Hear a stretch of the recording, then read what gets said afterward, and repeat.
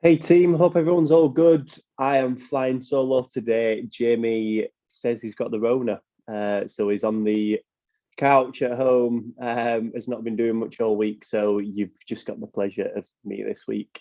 Um, just a quick one first. Apologies that we forgot that it was Armistice Day.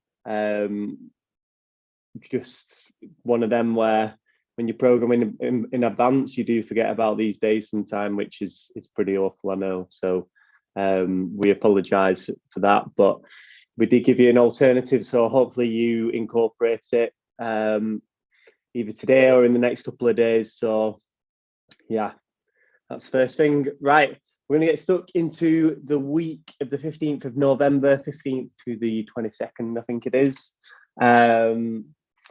Yeah, so let's do it. So first things first, on the Monday, it's the second week of our front squat progressions. So we've got off the rack this week, pausing in the bottom of the first rep still. And we're going to aim to hit the same weight that we hit last week, but from the rack and for a few sets. Okay, so it should feel easier because you can get in a better position when you take it off the rack. And like I say, we're going to do that for a couple of sets this week.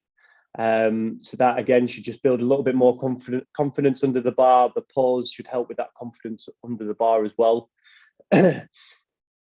For that 3 seconds, I usually get this question: should I breathe? Do I breathe for the 3 seconds? I probably wouldn't for 3 seconds long. If it was any longer than that, I probably would breathe in the bottom. But obviously, we don't want people to lose that tension.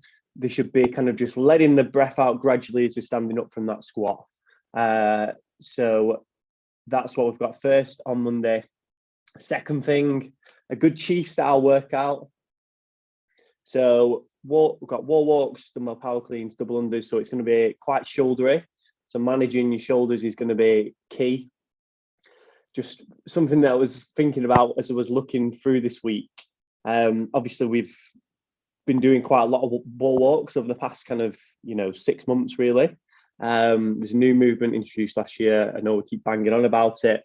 But I'm kind of looking forward, interested to see how, basically, if it will give a lot more people more confidence to get upside down, because I know that's like a big limiting factor for a lot of people when it kind of comes to handstand walks and kicking up against the wall for handstand push-ups and that sort of stuff. So, like I say, I feel like coming to next year's off season, just looking a little bit further ahead, really, we could probably look at putting a little bit more time into handstand walks, because like I say, we'll have had a full year kind of under our belt of doing a lot of wall walks, and like I say, hopefully people will feel kind of a bit more confident to kick up, to do them. Or it could be that we do a wall walk and the goal is to kind of come off the wall and go into a little bit of a handstand walk, starting it like that. So again, just one eye on the bigger picture, which I've always got. Always trying to look forward. What's the next thing we can be doing and to improve? I feel like that could be one of the key things. So that's Monday.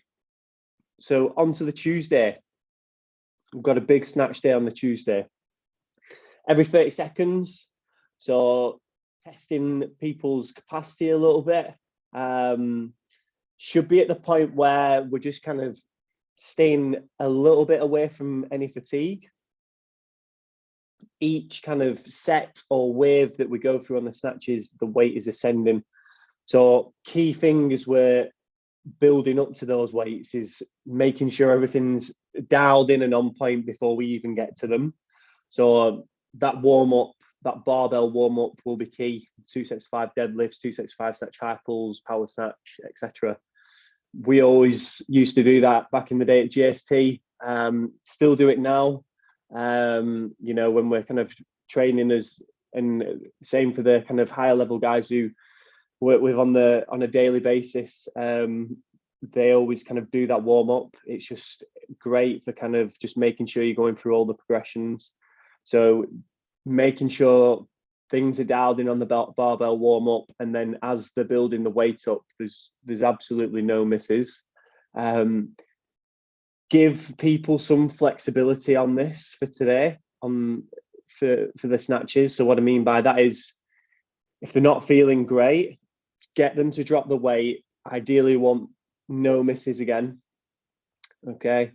And remember that first set, they should feel like they've got more in the tank for the subsequent sets. So like I say, if it means dropping the weight of the first one and increasing it by that couple of percent each time, couple of kilos each time, then, you know, perfect. As long as it feels kind of heavy, that's the stimulus that we're kind of after. So yeah, so key thing, no misses on the way up, and get that good barbell warm up in there.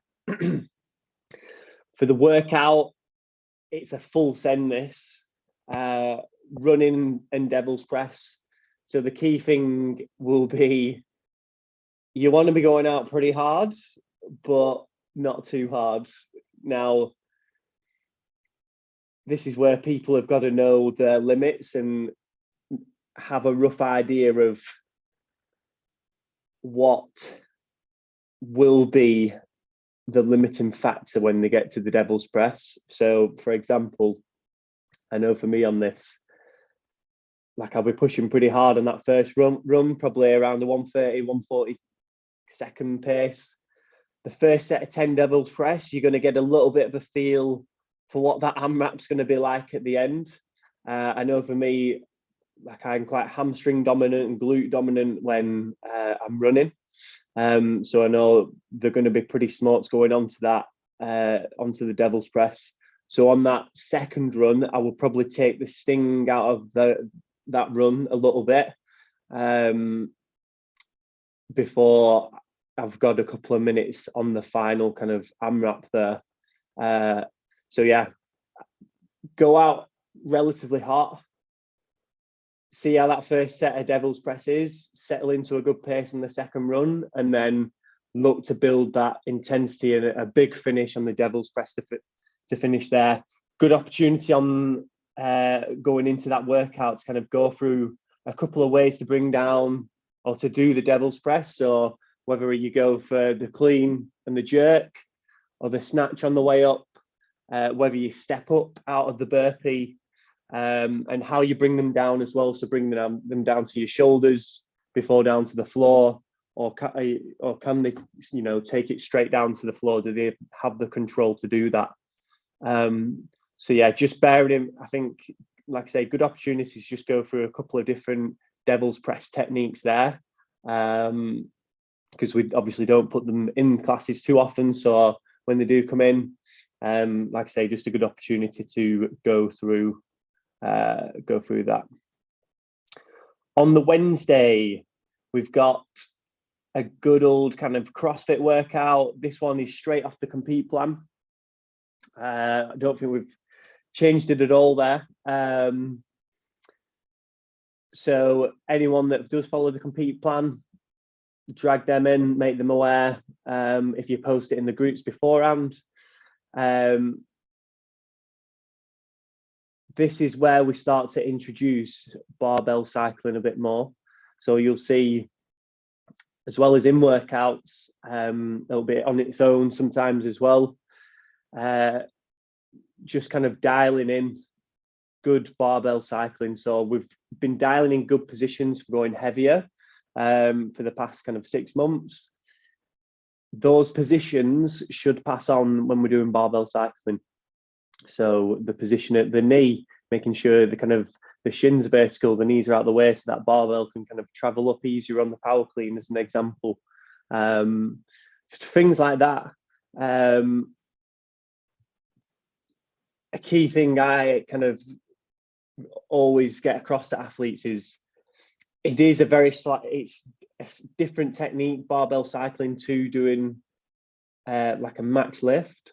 For example, like I said, on the power cleans, I would probably have my bum slightly higher in the setup, and keep it slightly higher, you know, when I'm pulling throughout the movement, just like I say, so the knees are out of the way and I can touch that bar as close to me as possible when it touches the floor. So the closer it is to my center of mass, the easier and the lighter it's going to feel. So that's the key thing when pulling off the floor.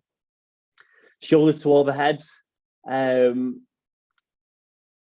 making sure people are comfortable in dropping under the bar for that push jerk is going to be key when warming this up.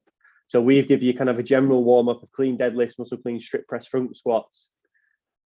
When dialing in the barbell cycling work specifically, I would get people to kind of pause in that catch position before standing it up, just so they're kind of getting used to doing it. So that's what I'd kind of be going through on the shoulder to overhead. Front squats is what it is. Obviously, you want people to kind of stay as upright as possible, bum between your heels, whatever kind of is your usual cue for your members there. But in addition to that is making sure people's front racks are feeling good and that they can get, you know, as much of a full-handed grip on the bar as possible, because obviously we've got thrusters.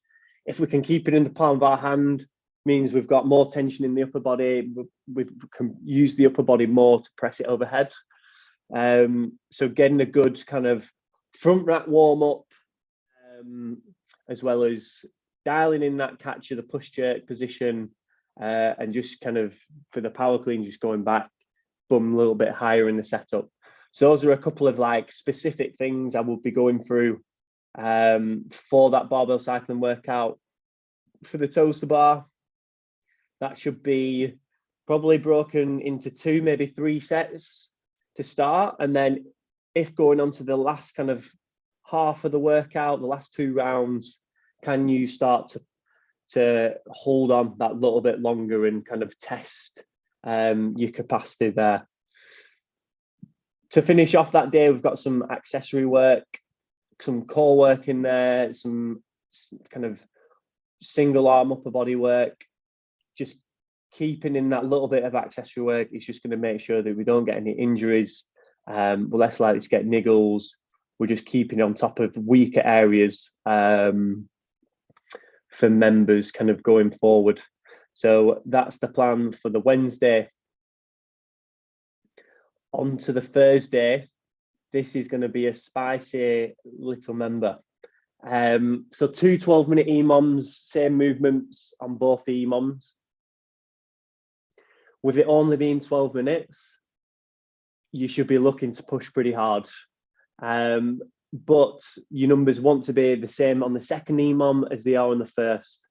So if needed, or already members, in fact, members should already have a guide as to what they probably will hit in that 40 seconds. We've been doing EMOMs quite a few weeks now.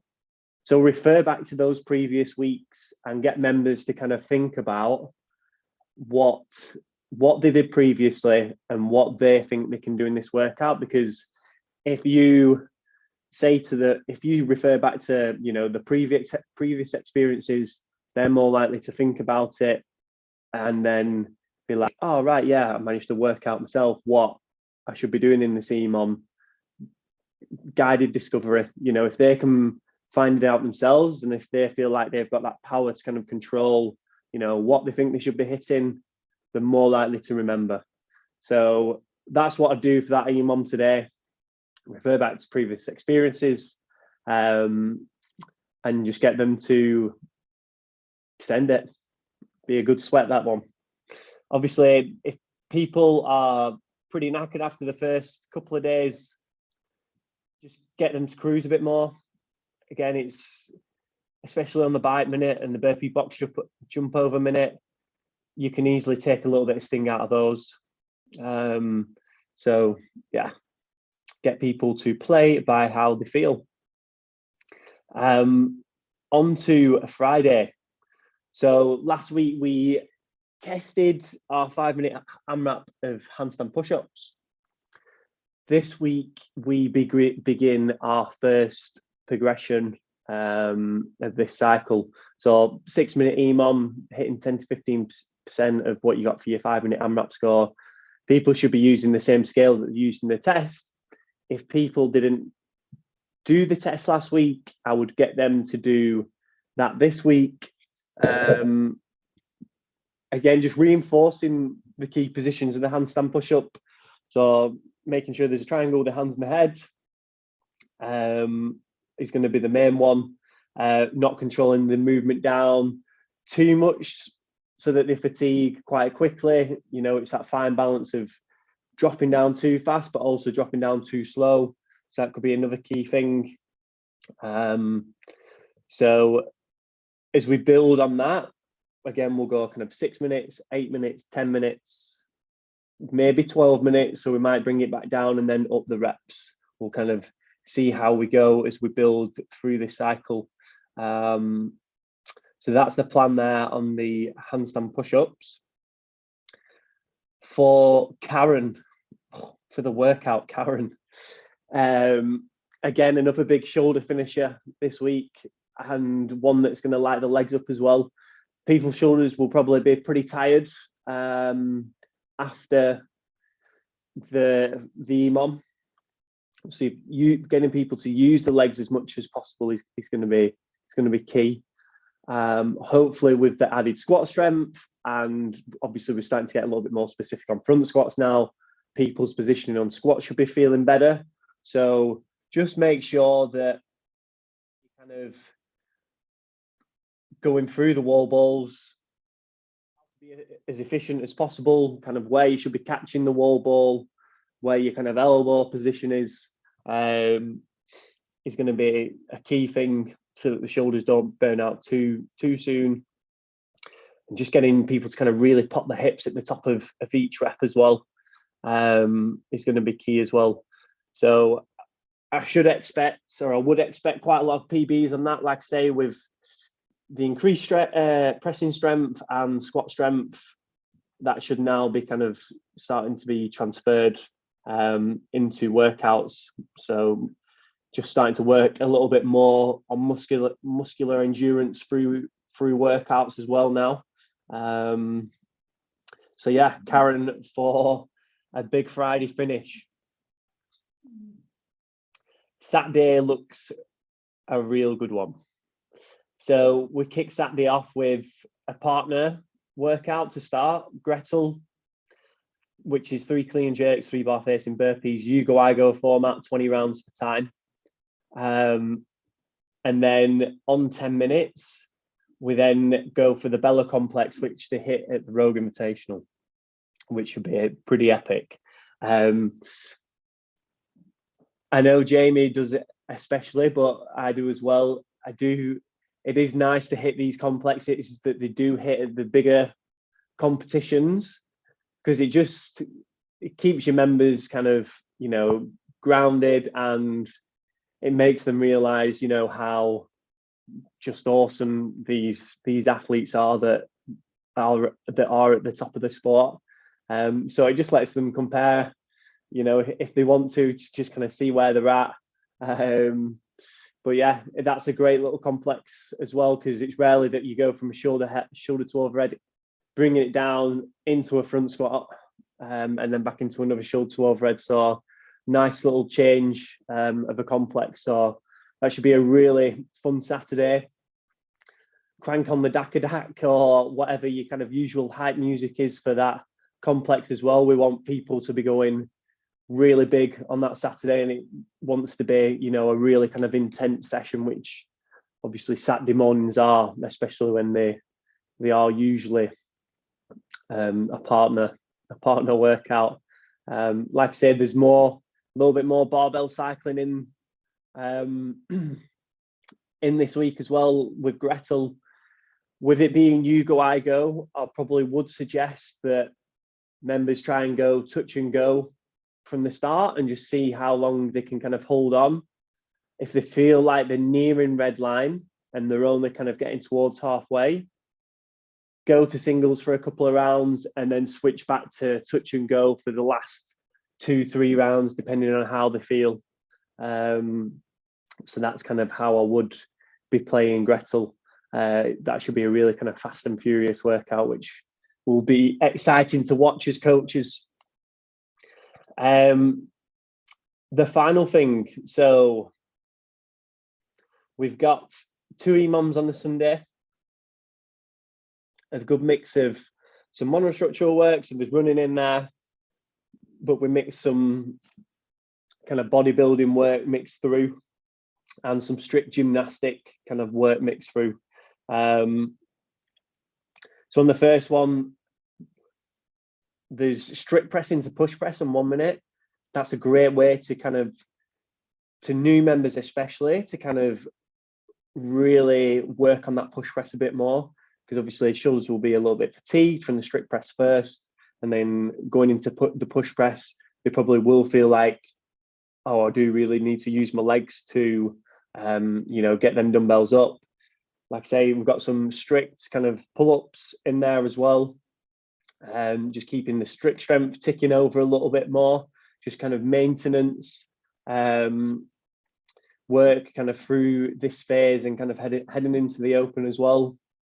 And then for the second workout, again, we've got some running, single arm dumbbell rows. That'll kind of be testing people's core as well, kind of maintaining position, not letting themselves rotate, can keep that fixed back position as well. You know, single arm work, even out any imbalances, which is great. And there is some wall walks in there again, good opportunity just to refine the skill more.